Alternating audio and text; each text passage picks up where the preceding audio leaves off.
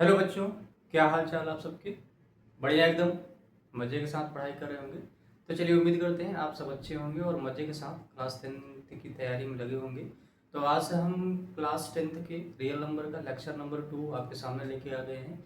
और यार, अगर आप लेक्चर नंबर 1 नहीं देखे होंगे तो जाकर लेक्चर नंबर 1 को आप वॉच करें, क्योंकि लेक्चर नंबर 1 टोटली आपकी थ्योरी पे बेस्ड है। और अगर आपको थ्योरी नहीं आने वाली है, नहीं आई, तो फिर आप इस लेक्चर्स के क्वेश्चंस को अटेम्प्ट नहीं कर पाएंगे। तो आज के इस लेक्चर में हमारा जो मेन टारगेट होगा वो क्या होगा कि आज हम ज़्यादा से ज़्यादा PYQs का डिस्कशन करेंगे। और PYQs का डिस्कशन तो हम करेंगे, लेकिन आप एक काम ज़रूर करेंगे कि जैसे ही स्क्रीन पे आपके सामने मैं क्वेश्चन लिखूंगा, आप वीडियो को पॉज करिए, क्वेश्चन को खुद ट्राई करिए, उसके बाद आप सोल्यूशन पे आपके सॉल्यूशन को वॉच करेंगे। ठीक है ना। तो चलिए, कॉपी और पेन निकाल लीजिए। आपका सबका स्वागत है इस हमारे रियल नंबर के लेक्चर नंबर 2 में। तो चलिए, आज मैं थोड़ा सा फ़ोन का यूज़ करूँगा, क्योंकि फ़ोन की हेल्प से मैं क्वेश्चंस लिखूँगा। और वीडियो को पॉज आप करेंगे, सोल्यूशन आप करेंगे, सोल्यूशन नहीं आएगा तो ही आप सोल्यूशन को वॉच करेंगे। तो चलिए, आज का जो पहला क्वेश्चन है, क्वेश्चन नंबर फर्स्ट मैं लिख रहा हूँ, जरा देखना जैसे। ये सारे क्वेश्चन 2025 की PYQ है। ये सारे प्रॉब्लम 2025 के हैं। क्या है? इफ -1 की पावर n प्लस -1 की power 8 is equal to 0, then n is option number A any positive number, option number B any negative number, option number C any odd integer, option number D any even integer. तो आपको बताना है कौन सा option सबसे ज्यादा best होगा। तो मैं इसके लिए एक नोट बताता हूँ, जरा समझना ध्यान से। बेटा, कभी भी अगर -1 की पावर n हो तो इसकी वैल्यू n की वैल्यूज पे डिपेंड करती है, यानी n इवन है ऑड है। अगर n की वैल्यू इवन है, जैसे मान लो हमने n की वैल्यू 2 रखा, तो ये बन जाएगा -1 के पावर 2, यानी -1 इंटू -1, और ये कितना आ जाएगा +1 हो जाएगा। लेकिन अगर मैं n की वैल्यू मान लो मैंने 3 रख दिया, तो ये आ जाएगा -1 की पावर 3, यानी -1 into -1 into -1, minus minus plus, plus minus minus, यानी ये आ जाएगा -1। यानी जो -1 की पावर n है, इसकी वैल्यू +1 भी आएगी, -1 भी आएगी। +1 कब आएगी? जब n एक इवन इंटीजर होगा, और -1 तब आएगी जब n एक नेगेटिव इंटीजर होगा। ठीक, तो यहां से समझा जाए, मुझे इस इक्वेशन को वेरीफाई कराना है। तो नोट में क्या है, 1 आएगी इसकी वैल्यू कब? n is even. इसकी वैल्यू -1 आएगी जब n इज ऑड। ठीक, अब बेटा जरा देखना, ये है -1 की पावर n प्लस -1 की पावर 8 इज इक्वल टू 0। तो -1 की पावर n रहने दिया, -1 की पावर 8 इसकी पावर इवन है, तो इसकी वैल्यू कितनी आ जाएगी? 1 आ जाएगी, इज इक्वल टू 0। अब आप 1 में -1 ऐड करोगे तभी तो 0 आएगा। यानी ये जो -1 की पावर n है, इसको -1 होना चाहिए, और -1 तब होता है जब n क्या हो? एक ऑड इंटीजर हो। तो सही जवाब क्या होगा? n is any odd integer। ये रहा फर्स्ट PYQs आज के लेक्चर का। ठीक, चलिए सेकंड PYQs पे आते हैं। Question number 2। आप सारे क्वेश्चंस को पहले खुद ट्राई करेंगे, फिर जब आपको नहीं आएगा तो ही आप वीडियो को वॉच करेंगे। ठीक, क्वेश्चन नंबर 2 जरा देखिए। क्वेश्चन नंबर 2 है, विच ऑफ द फॉलोइंग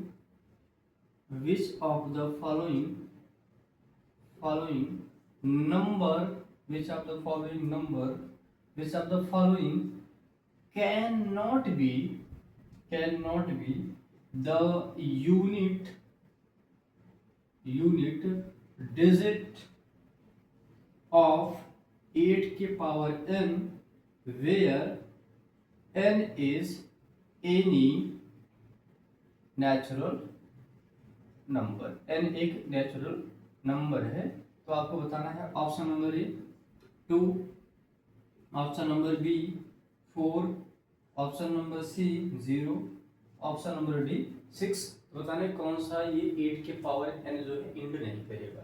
तो मैं इसके लिए भी एक इम्पॉर्टेंट नोट बताता हूँ, जरा समझना ध्यान से। वो इम्पॉर्टेंट नोट क्या है कि कोई भी नंबर जीरो से एंड कब करेगा। ये बेसिकली हम इसको नोट करके स्टार करके लिख देते हैं, ending problem with zero by using fundamental theorem of arithmetic. Very star problem, बहुत बार ये सवाल आया है, ठीक है। तो कोई भी नंबर जीरो से कब एंड करता है, आप इसको एनालिसिस करके समझते हैं। जैसे बेटा मान लो मेरे पास में 20 है, क्या 20 के लास्ट प्लेस पे जीरो आ रहा है? बिल्कुल, यानी यूनिट प्लेस पे जीरो आ रहा है। 20 को अगर मैं लिखना चाहूँ तो सर ये आएगा 4 × 5, और 4 को लिखा 2 × 2 × 5, यानी ये 2 की पावर 2 × 5 बना। क्या इसके प्राइम फैक्टराइजेशन में 2 और 5 एज अ प्रोडक्ट आया? बिल्कुल आया। तो यानी यहां से एक चीज ये समझ में आया कि अगर कोई भी नंबर के लास्ट प्लेस पे जीरो है तो उसके प्रोडक्ट में कौन होगा? 2 और 5, कम से कम एक पेयर तो होगा ही होगा, तभी वो जीरो से एंड कर रहा है, ठीक। तो मैं इसी चीज को समझा रहा हूँ। तो एंडिंग वाले प्रॉब्लम में क्या इसमें नोट में क्या लिखना है कि अ नंबर, जरा इस नोट को आप जरूर नोट करेंगे, a number end with digit 0, end with digit 0 if its prime factorization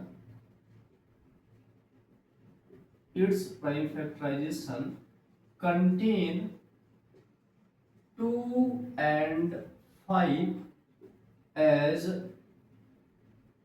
product.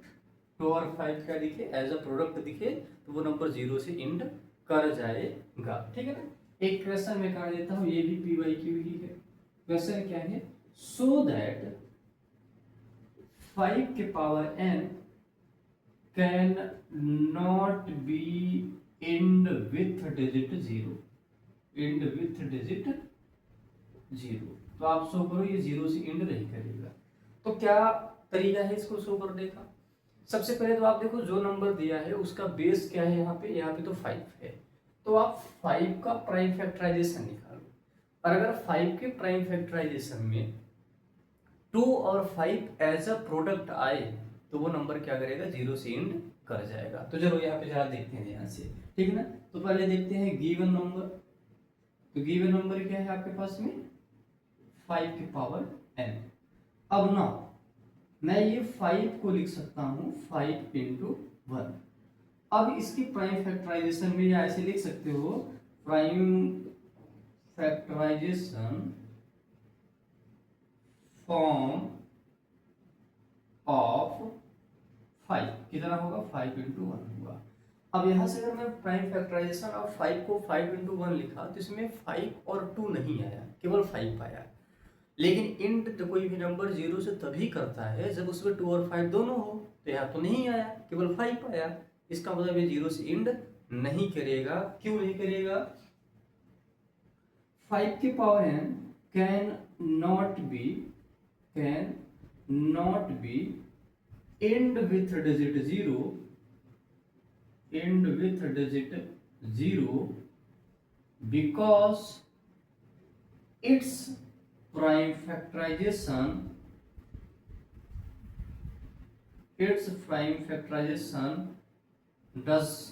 does not contain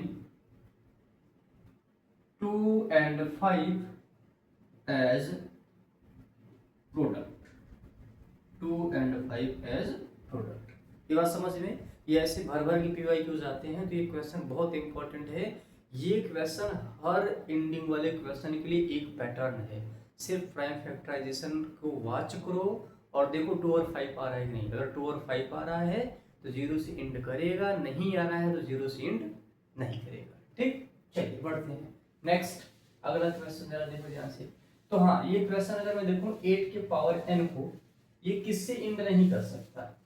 तो अगर मैं 8 के पावर n को, मैं पिछली स्लाइड पे क्वेश्चन लिखा था, 8 के पावर n को अगर आप वॉच करो तो यार 8 के पावर 1 में 2, 8 में 2 × 2 × 2 यानी 2 के पावर 3 लिखा, यानी इसमें 5 नहीं आ रहा है। यानी इसमें 2 तो आ रहा है लेकिन 5 नहीं आ रहा है। इसके प्राइम फैक्टराइजेशन में केवल 2 आ रहा है, 5 नहीं आ रहा है। तो 8 के पावर n कभी भी जीरो से एंड नहीं कर सकता। तो जिस ऑप्शन में जीरो था वही ऑप्शन क्या हो जाएगा? इसका सही जवाब हो जाएगा, ठीक। चलिए नेक्स्ट बढ़ते हैं क्वेश्चन नंबर थर्ड। आज का क्वेश्चन नंबर थर्ड, ये क्वेश्चन नंबर थर्ड, ये सारे PYQs 2025 के हैं। तो क्वेश्चन नंबर थर्ड क्या है, if x is the LCM of, ये मैं लिख देता हूँ, ये क्वेश्चन भी अच्छा है।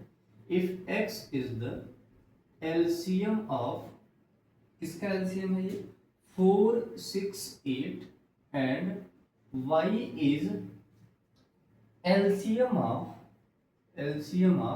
किसका LCM है ये, 3, 5, 7 and p is LCM of x and y, then which is correct, कौन सा करेक्ट होगा। Option number A p is equal to 35x, option number B p is equal to 4y, option number C p is equal to bx, option number C p is equal to 16y, कौन सा option सही होगा। तो चलो solution, आप video को pause करके solution खुद करें, नहीं आएगा तो फिर आप सोल्यूशन वॉच करें।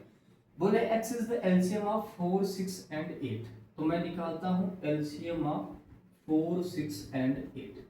4 को लिख सकते हैं हम, क्या लिख सकते हैं 4 को लिख सकते हैं 2 इंटू 2 यानी 2 के पावर 2, और 6 को लिख सकते हैं 2 इंटू 3, और 8 को लिख सकते हैं 2 के पावर 3।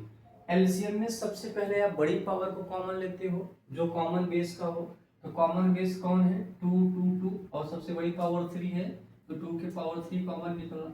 अब 3 यहाँ है, यहाँ नहीं है, यहाँ नहीं है, लेकिन जो कॉमन नहीं होता है एलसीएम में वो भी बाहर निकालते हैं। तो ये 8 इंटू 3 कितना जाएगा 24, ये किसकी वैल्यू है, x की वैल्यू है। अब y जो है, y is the LCM of, किसका एलसीएम है ये 3, 5, 7 का। तो अगर ये 3, 5, 7 का एलसीएम है, यहाँ पे सारे नंबर जो है वो अलग अलग हैं। देखो 3 भी प्राइम है, 5 भी प्राइम है और 7 भी प्राइम है। तो जब आप 3 नंबर का प्राइम, 3 नंबर्स अगर प्राइम हो, अगर उनका एलसीएम निकाला तो आप उनको मल्टीप्लाइड कर दो। तो 3, 5 जा 15, 15, 7 जा 105, तो यानी y की वैल्यू कितनी आ गई 105 आ गई। अब ये बोल रहा है कि जो p है ये एलसीएम है x और y का, तो p is LCM of x and y। तो p की वैल्यू क्या आ जाएगी सर, ये p की वैल्यू आ जाएगी एलसीएम ऑफ x की वैल्यू है 24 और y की वैल्यू है 105, ठीक है। तो 24 और 105 का एलसीएम निकालें। 24 को हम लिख सकते हैं 2 के पावर, अभी लिखा था 24, कहाँ पे है जरा देखना, 24 8 इंटू 3, इसको लिखा 8 इंटू 3, 8 को लिख सकते हैं 2 के पावर 3 इंटू 3, और मैं ये 105 को लिख सकते हैं क्या 3 इंटू 5 इंटू 7। अब अगर इसका एलसीएम निकालने जाओगे तो एलसीएम जरा देखना बेटा, इसमें सबसे पहले कॉमन कोई नहीं आ रहा है, तो 2 के पावर 3 यहाँ कॉमन नहीं है, तो 2 के पावर 3 बाहर आ गया, 3 यहाँ है, यहाँ नहीं है, 3 यहाँ भी है, यहाँ भी एक 3 बाहर आ गया, एक 5 बाहर आ गया, एक 7 बाहर आ गया, यानी 8 इंटू 3 इंटू 5 इंटू 7, ये है p की वैल्यू। तो p की वैल्यू हमारे पास में कितनी आ गई, यहाँ मैं लिख लेता हूँ p की वैल्यू आ गई 8 इंटू 3 इंटू 5 इंटू 7, ये इतनी वैल्यूज मेरे पास में आ गई। अब ऑप्शन जरा देखते, लिखा है p is equal to 35x, x की वैल्यू जरा देखो कितना है, x की वैल्यू कितनी है, x की वैल्यू है मेरे पास में 24 है, x की वैल्यू कितनी है हमारे पास में 24 है। तो p की वैल्यू कितनी है हमारे पास में, ये है, तो p is equal to 35x। अगर मैं p को 35x से मल्टीप्लाई करूँ, 35 इंटू x, x की वैल्यू कितनी है 24 है, क्या आ जाएगा 3 इंटू 5, ये कितना आ जाएगा 5 इंटू 7, और इसको लिख सकते हैं 2 के पावर 3, यानी 8 इंटू 20, इसको 3 भी लिख सकते हैं भाई, 24 क्या लिख सकते हैं 2 के पावर 3 इंटू 3 लिख सकते हैं, यानी ये पूरी की पूरी चीज इसके अंदर आ रही है। यानी सही जो ऑप्शन होगा ये देखना 35 इंटू 24 में लिखा 35 वैल्यूज गिवन थी और x की वैल्यू कितनी 24, 35 इंटू 24 को ही हमने 7 इंटू 5 इंटू 2 के पावर 3 इंटू 3 लिखा, जो कि किसके बराबर है t के बराबर है। तो t is equal to 35x is the correct option for this question. ये क्वेश्चन थोड़ा सा अच्छा था और ये स्टैंडर्ड का ही सवाल है, ठीक ना, क्लियर है यहाँ तक। चलिए आगे बढ़ते हैं नेक्स्ट क्वेश्चन की तरफ। अगला क्वेश्चन नंबर 4। क्वेश्चन नंबर 4 क्या है कि if the HCF of 98 if the HCF of 98 and 28 is equal to m। तो ये मैं यहाँ पे लिख देता हूँ क्वेश्चन नंबर 4 आज का।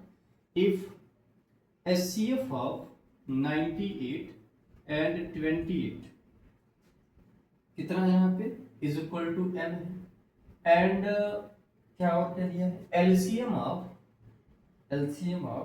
98 and 28 is equal to n, then the value of n minus 7m is option number A 0, B 28, C 98, D 198। कौन सा ऑप्शन सही होगा? तो एक काम करते हैं सबसे पहले एचसीएफ ऑफ 98 और 28 निकाल लिया जाए। 98 को हम लिख सकते हैं 14 इंटू 7 और 14 को लिख सकते हैं 2 इंटू 7 इंटू 7 यानी 2 इंटू 7 का स्क्वायर।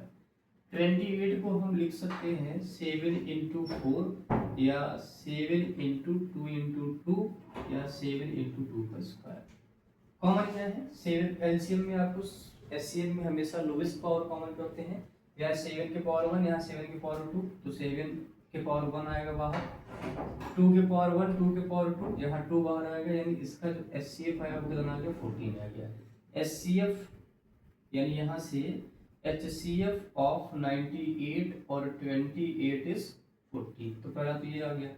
दूसरा एलसीएम, यहीं से एलसीएम भी निकाल लें। एलसीएम जरा देखना आप, एलसीएम में हाईएस्ट पावर कॉमन करते हैं, तो एलसीएम में अगर हाईएस्ट पावर कॉमन किया तो सबसे पहले कौन आएगा 7 के पावर 2 और यहाँ 7 के पावर 1, तो 7 के पावर 2 आया, 2 के पावर 2 और 2 के पावर 1 में 2 के पावर 2 यानी कितना आ जाएगा 7 7 जब 49 इंटू 4, तो ये कितना आ जाएगा इसको अगर सॉल्व करेंगे तो ये 9 4 जा 36 और 4 4 जा 16, 16 में 3 ऐड किया तो 196 आ गया, ठीक।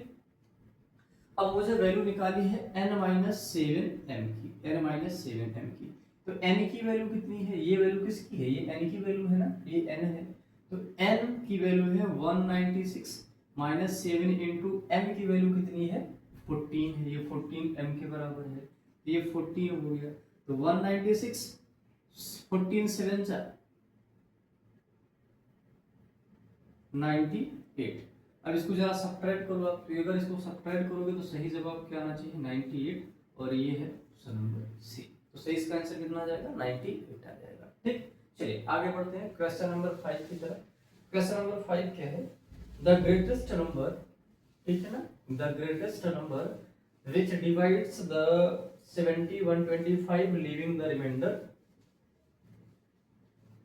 5 and 8 रिस्पेक्टिवली। तो मैं इसको स्टार करके लिखता हूँ, जरा ये प्रॉब्लम जरा देखना, ये स्टार करके मैं इसको बनाता हूँ क्या, reminder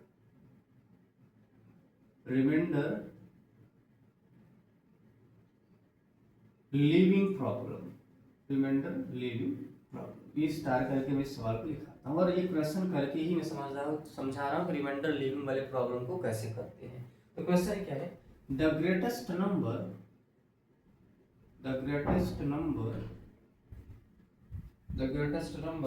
which divides 70 and 125 leaving remainder 5 and 8 respectively, ये रहा क्वेश्चन। तो यार जब रिमाइंडर लिविंग वाले प्रॉब्लम हो ना, तो उस केस में आप क्या करो कि जो नंबर दिए हो उनसे रिमाइंडर को सब्ट्रैक्ट कर लो, ठीक, क्या कर लो आप सब्ट्रैक्ट कर लो, और सब्ट्रैक्ट करने के बाद जो नंबर बचे हैं उन नंबर का क्या निकालो एचसीएम निकालो। तो सबसे पहले क्या करते हैं गिवन नंबर, जरा सोल्यूशन वाच करो आप, सोल्यूशन गिवन नंबर, अगर मैं गिवन नंबर्स की बात करूं तो कौन कौन से नंबर हैं 70 एंड 125। आप 70 से जब डिवाइड किया गया, 70 को डिवाइड किया गया तो रिमाइंडर कितना लीव कर रहा है 5। तो हमने 70 से 5 सब्ट्रैक्ट कर दिया और ये कितना आ जाएगा 65 आ जाएगा। 125 को रिमाइंडर कितना 125 डिवाइड किया जाएगा तो रिमाइंडर कितना लीव कर रहा है 8। तो मैंने 125 से 8 को सब्ट्रैक्ट किया जो कि ये कितना आ जाना चाहिए 175। ठीक, अब क्या करेंगे, now HCF the greatest number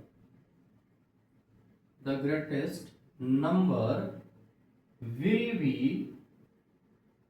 HCF of 65 and 170। तो अब मैं क्या करूंगा 65 को लिख सकते हैं बेटा 13 इंटू 5, 117 को लिख सकते हैं 13 इंटू 3 इंटू 3, 39 जब 117 होता है।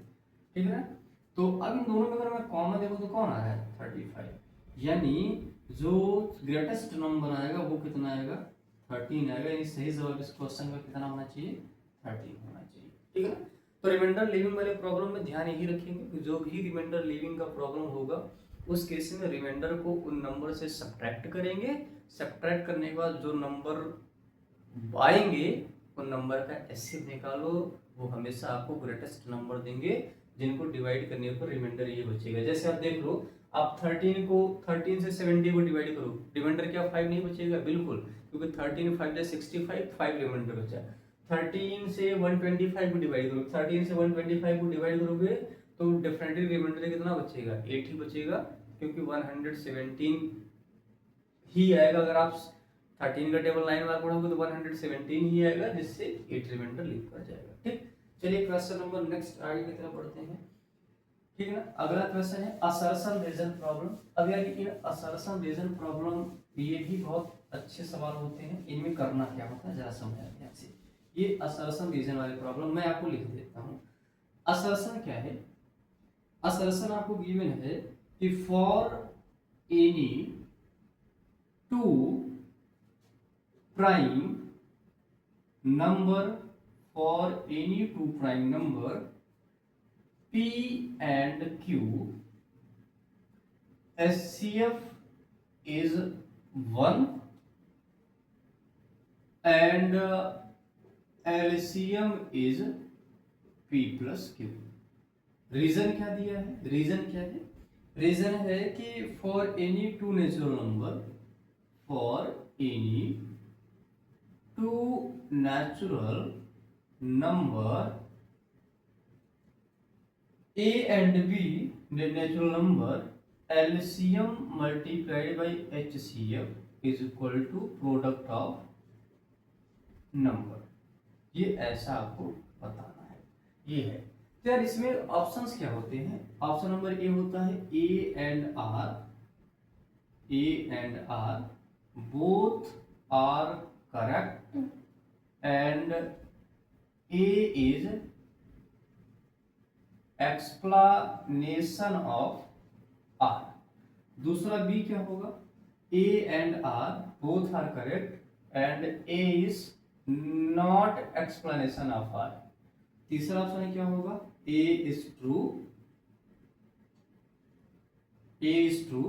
and R is false।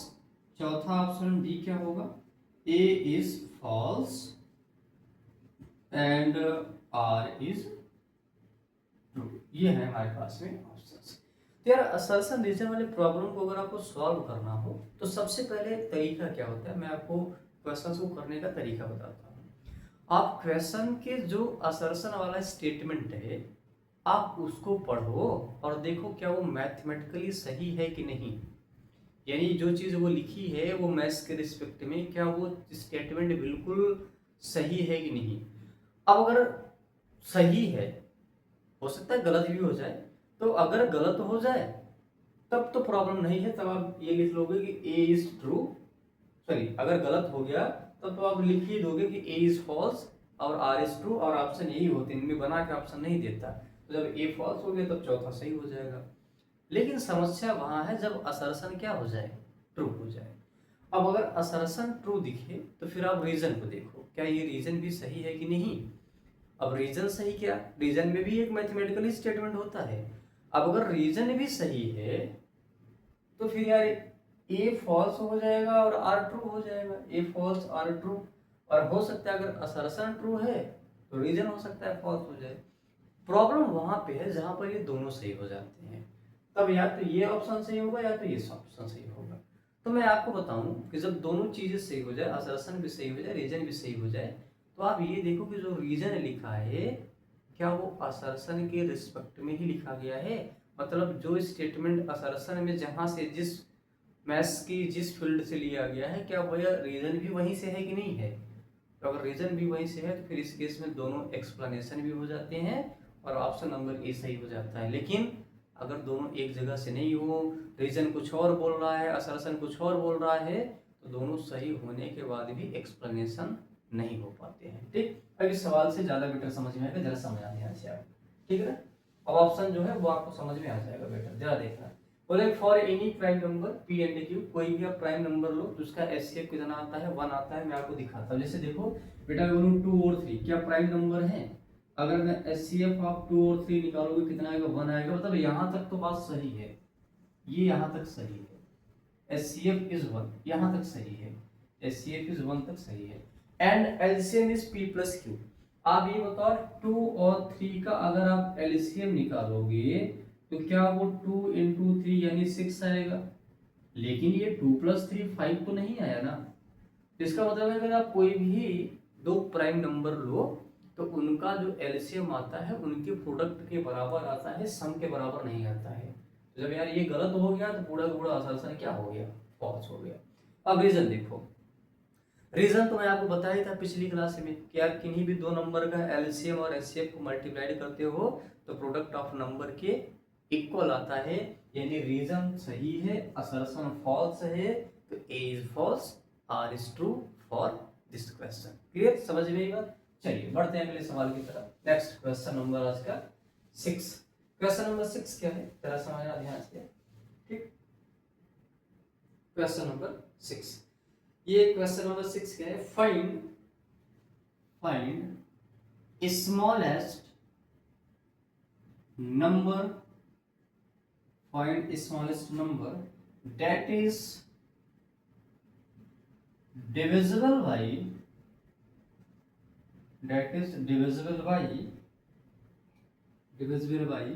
644 and 462. 644 and 462. Find the smallest number that is divisible by 644 and 462.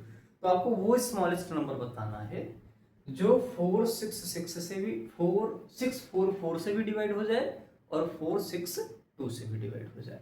तो आपको जो नंबर निकालना है वो स्मॉलेस्ट नंबर यार इनसे तो बड़ा होगा ना, तो उस केस में हम क्या निकालेंगे, एलसीएम निकालेंगे। अब मैं आपको नोट में पहले समझाता हूं फिर आप यहां से समझना। Word problem based on HCF and LCM, ठीक है ना। अब ये वर्ड प्रॉब्लम एचसीएफ और एलसीएम पे बेस्ड कैसे टैकल किए जाते हैं जरा उसको समझते हैं। तो यार अगर कोई वर्ड प्रॉब्लम आपको दिया है और आपको क्लियर करना हो कि कहाँ पे एचसीएफ निकालना है और कहाँ पे एलसीएम निकालना है, तो एचसीएफ उन सिचुएशंस में निकलता है जहाँ पे ग्रेटेस्ट वर्ड लगा हो, ठीक है ना, ग्रेटेस्ट वर्ड लगा हो, हाईएस्ट वर्ड लगा हो, और ये थोड़ा सा फेल कर जाता है। आपको सही वर्ड ये पकड़ना है कि उस क्वेश्चन में जो भी चीज़ दिया है और जो पूछा है, कहीं जो चीज़ पूछा है उसकी रिक्वायरमेंट गिवन डेटा से ज़्यादा है या कम है। अगर रिक्वायरमेंट गिवन डेटा से कम है तो एचसीएफ निकालो और गिवन डेटा से ज़्यादा है तो एलसीएम निकालो। मैं इसको दो एग्जाम्पल से एक्सप्लेन करता हूँ, समझना जरा वो एग्जाम्पल से, ठीक है ना। जैसे मान लो मेरे पास में क्या है कि मेरे पास में मान लो दो टैंक है, इसमें मान लो 20 लीटर ऑयल है या वाटर है, 20 लीटर वाटर है, और एक दूसरा टैंक है मेरे पास में, इसमें मान लो 50 लीटर वाटर है, ठीक है।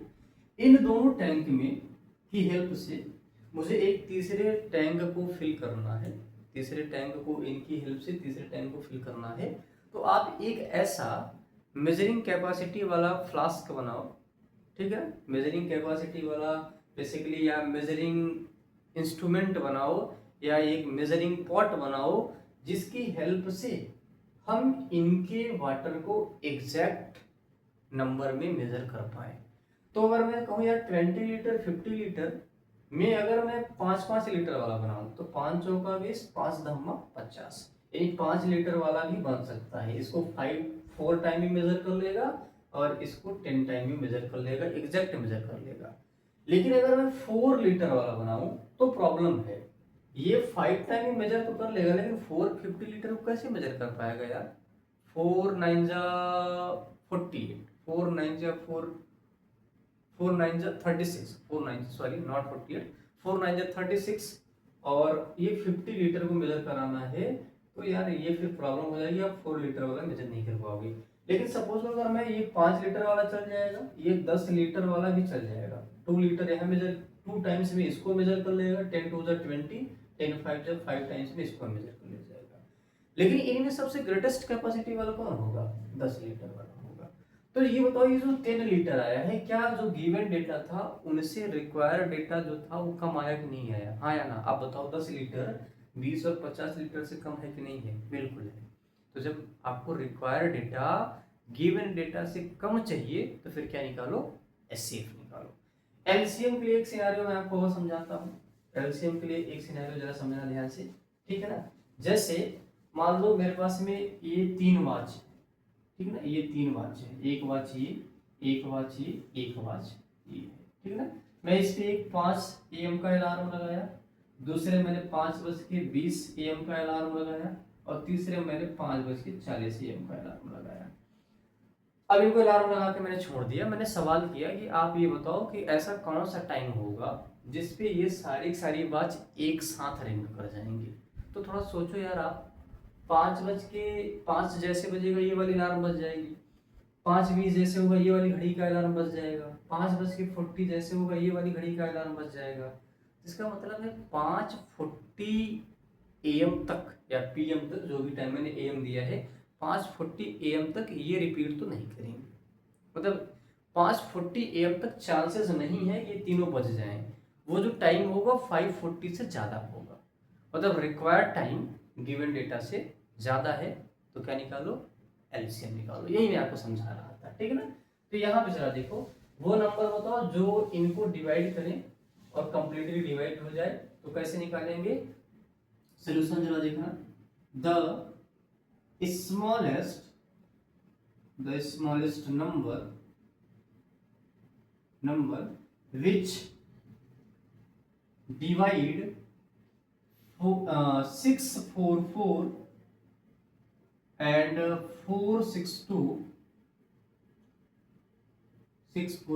and 642 will be the LCM of 644 and 462।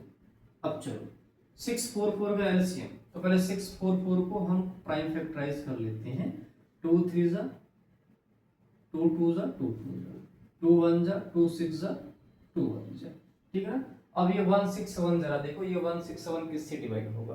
161 को आप डिवाइड करो और थोड़ा सा वीडियो को आप पॉज करो और 161 को खुद आप देखो ये किससे डिवाइड होगा। 161, ठीक।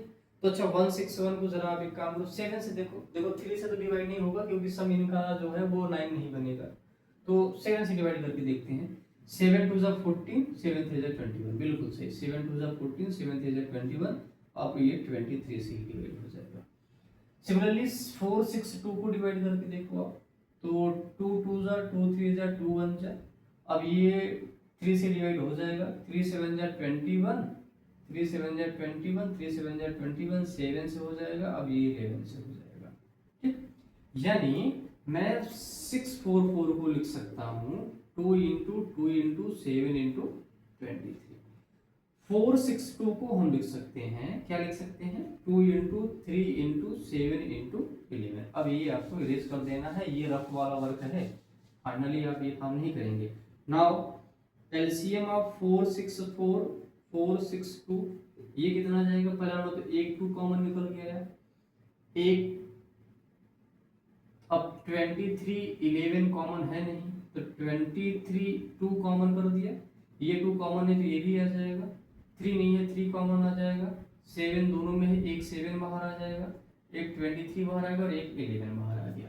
अब इन सबको आप कर लीजिए मल्टीप्लाइड, मल्टीप्लाइड करने के बाद जो आएगा वही आपको क्या मिल जाएगा, answer.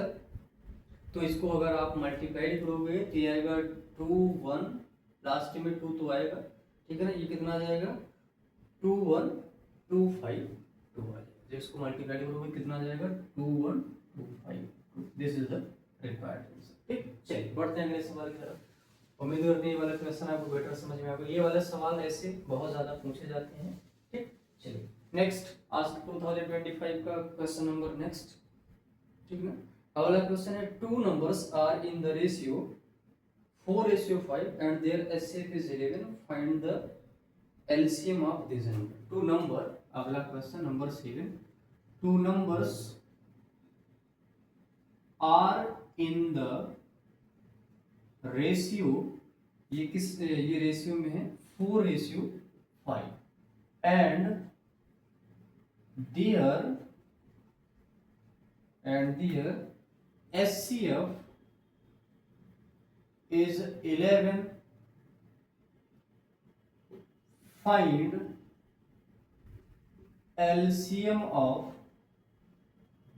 these number। In numbers का आपको LCM बताना है।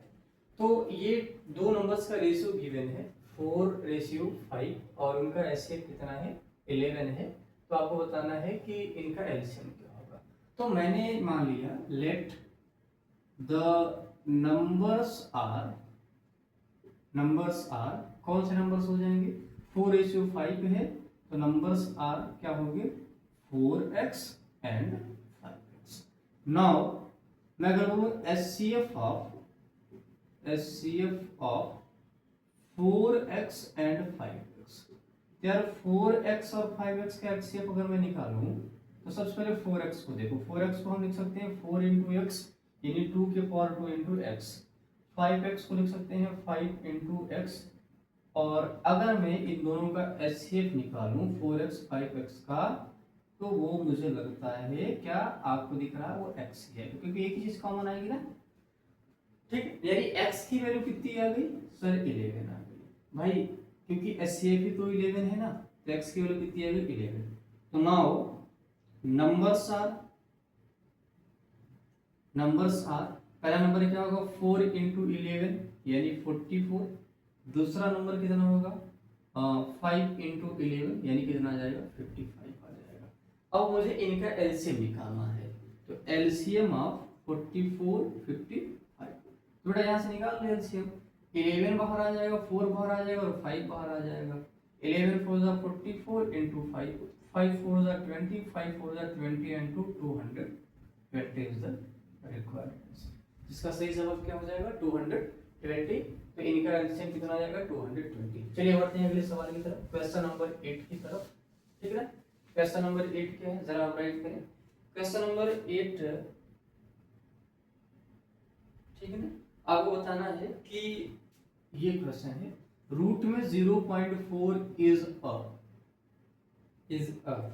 इज अ या एन। ऑप्शन नंबर ए है rational number, option number B irrational number, option number C integer, option number D natural number. तो बताना है कौन सा इसका सही जवाब होगा। तो अगर मैं बात करूं रूट में 0.4 ये कैसा नंबर है जरा देखना बेटा, ये रूट के अंदर है 0.4, तो मैं इसको लिख सकता हूँ रूट के अंदर अगर मैं ये डेसिमल हटाऊं तो 4/10, और आप जानते हो रूट में a/b हो इसको लिख सकते हैं रूट में a/b, तो बेटा ये आ जाएगा रूट में 4/रूट के अंदर 10, रूट का 4 ये 2 आ जाएगा और रूट का 10 रखने दिया मैंने, इसको रैशनलाइज करो जरा, तो बेटा ये आ जाएगा रूट में 10 इंटू रूट में 10, ये तो 2√10 आ जाएगा ऊपर वाला, नीचे वाला रूट में 10 इंटू रूट में 10 आ जाएगा, यानी ये देखो तो ये है 0.2 इंटू रूट में 10 आया। अब रूट के अंदर मैंने आपको इरेशनल नंबर की एक डेफिनेशन बताई थी कि भाई अगर ऐसे नंबर जिनका स्क्वायर रूट लो आप और वो किसी नंबर का स्क्वायर ना हो तो वो इरेशनल नंबर होते हैं। यानी ये नंबर कैसा है, इरेशनल है, ये इरेशनल नंबर है। और ये कैसा है, रैशनल नंबर है। और यह रैशनल और इरेशनल हो तो ओवरऑल वो क्या होता है, इरेशनल होता है। तो सही जवाब इसका क्या होगा, ये कौन सा नंबर होगा, इरेशनल नंबर होगा। ठीक है ना। चलिए बढ़ते हैं क्वेश्चन नंबर 8 की तरफ। क्वेश्चन नंबर 8 क्या है जरा समझा जाए। क्वेश्चन नंबर 8, इसमें बताना है विच ऑफ द फॉलोइंग और रैशनल नंबर बिटवीन √3 एंड √5। अगला क्वेश्चन है which is which of the following a rational number between √3 and √5। Option number A 1.41423879 dot dot dot dot dot. Option number B 2.326 के बाद। Option number C pi. Option number D 1.857142। अब आपको बताना है कौन सा ऑप्शन सही होगा। ठीक है, चलो अब जरा देखा ध्यान से। अगर मैं √3 की बात करूं तो √3 की वैल्यू होती है 1.71 के आसपास अप्रॉक्स। और √5 जो होता है, √5 होता है 2 पॉइंट समथिंग के अप्रॉक्स। यानी ये जो वैल्यू होगी 1.73 से, तो 7.1 से ज्यादा बेटर है, 7.3 करूं।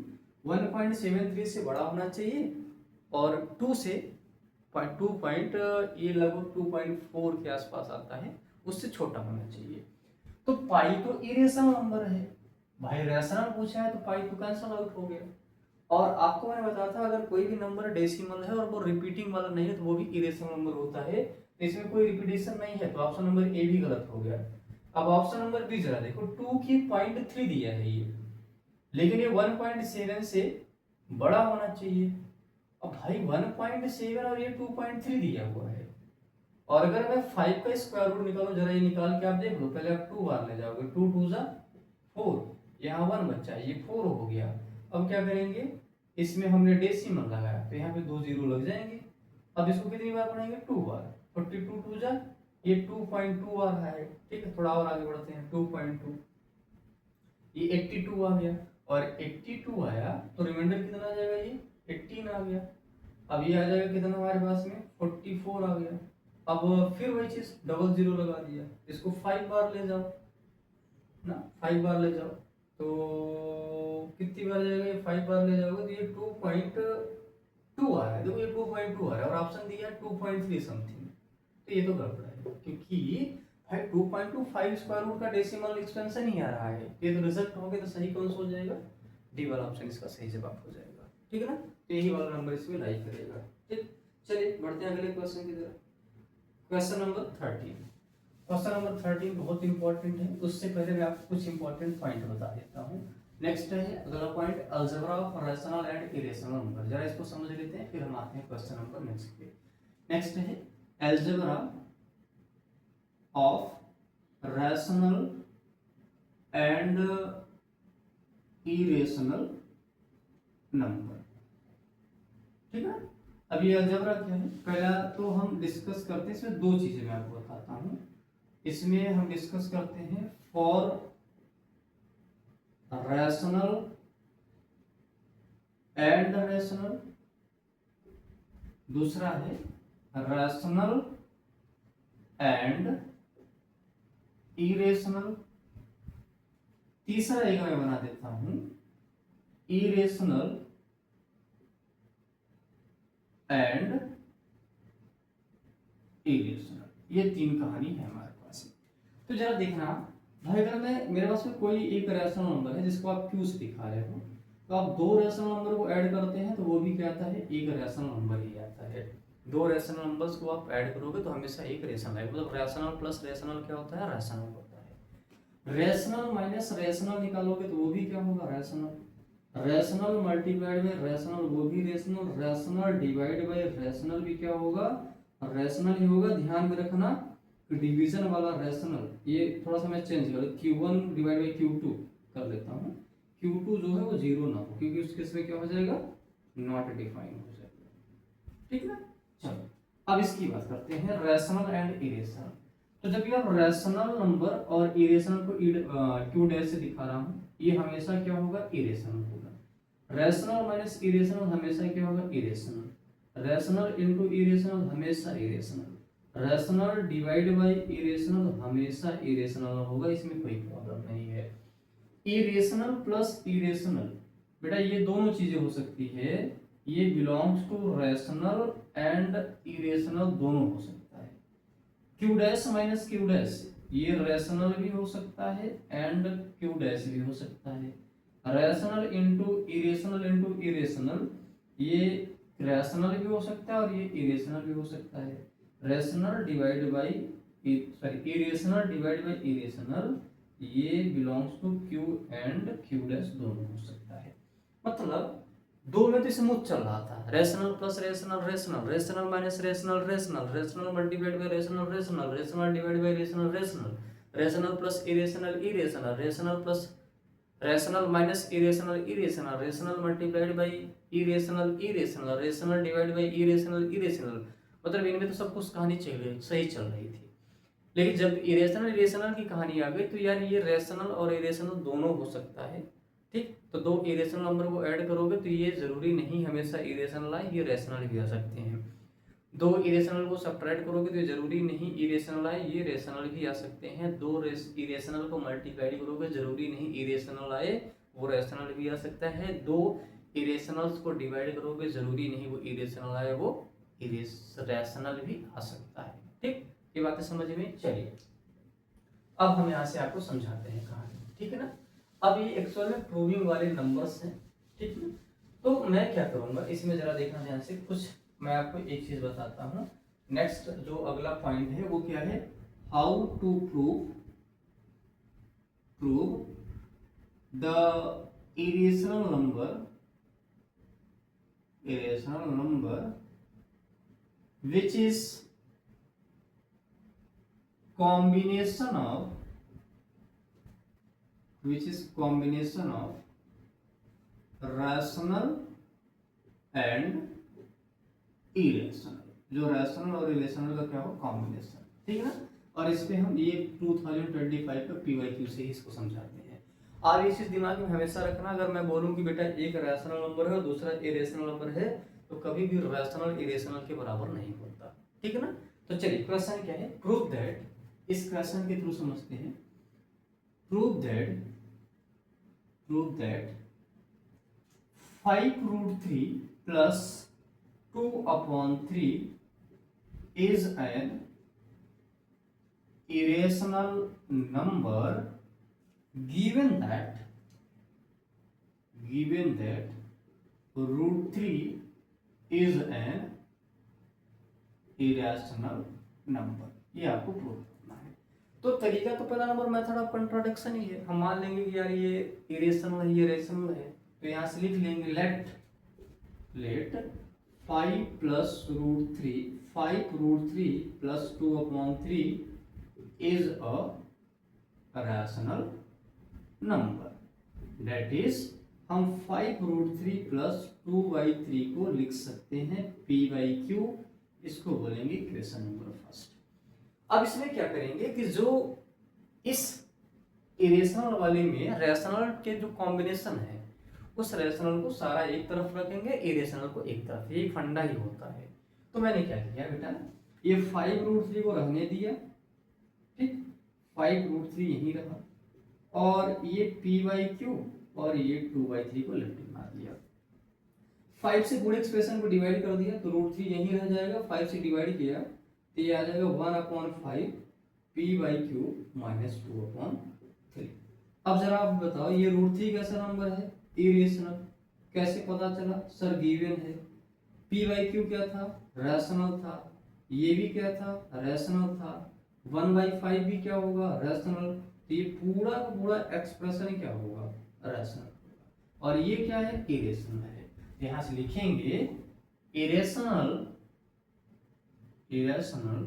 not equal to rational, which is contradiction of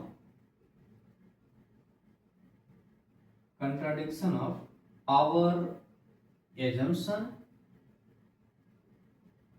Hence 5 root 3 plus 2 upon 3 is an irrational number। ठीक, ये समझ में ये बात है ना। चलिए, और अब हम बात करते हैं एक और क्वेश्चन इसी तरीके का आया हुआ है 2025 का ही। ठीक, और ये क्वेश्चन मैं आपको होमवर्क दे देता हूँ, ठीक ना। आप इसको खुद ट्राई करिएगा कि आपसे ये क्वेश्चन हो रहा है कि नहीं हो रहा है। ठीक, क्वेश्चन क्या है, प्रूव दैट, ये क्वेश्चन मैं लिख देता हूँ, प्रूव दैट क्या 4 root 2 plus 5 upon 3 is an irrational number where root 2 is an irrational number। ठीक, तो चलिए आज की क्लास को यहीं पे फिनिश किया जाए, और ये क्वेश्चन आपके लिए होमवर्क है, तो आप इस क्वेश्चन को सॉल्व करिए, प्रूव करिए, ठीक है ना। और अगर हो सके पॉसिबल हो तो, वैसे इतना बड़ा ये क्वेश्चन है कि आप इसको कमेंट में टाइप नहीं कर सकते हैं, तो कोई बात नहीं, आप ग्रुप में भी भेज सकते हो, आप मुझको इन्फॉर्म कर सकते हो, या आप ये बोल सकते हो कि हमने इसको प्रूव कर लिया। ठीक है, आप केवल थम्स अप भेज देना, वही हमारे लिए बहुत बड़ी बात है। ठीक ना, तो चलिए आज की क्लास को यहीं फिनिश करते हैं। आप बढ़िया अच्छे से पढ़ाई करते रहें, और क्लासेस कैसी दिख रही हैं ये आपकी रिस्पॉन्सिबिलिटी है, अच्छा का आपको बताना पड़ेगा। ठीक, तो फिर चलिए बढ़िया पढ़ाई करिए। Thank you to everyone.